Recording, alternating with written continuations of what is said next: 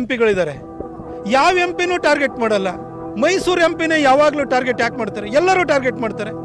ನಾನು ಇವ್ರ ಥರನೇ ಸೋಮಾರಿ ಸಿದ್ದುನ್ ಥರ ಕುತ್ಕೊಂಡ್ಬಿಟ್ಟು ಕೆಲಸ ಮಾಡ್ದಲೆ ಜನರನ್ನೆಲ್ಲ ಜಾತಿನ ಎತ್ಕಟ್ಕೊಂಡು ಈ ಕೆಲಸ ಮಾಡ್ಕೊಂಡಿರ್ಬೇಕಿತ್ತ? ನಾನು ಅಭಿವೃದ್ಧಿ ರಾಜಕಾರಣ ಮಾಡಿದ್ದೀನಿ. ಬೆಂಗಳೂರು ಮೈಸೂರು ಹೈವೇ ಮಾಡಿದ್ದೀರಿ. ಒಂದು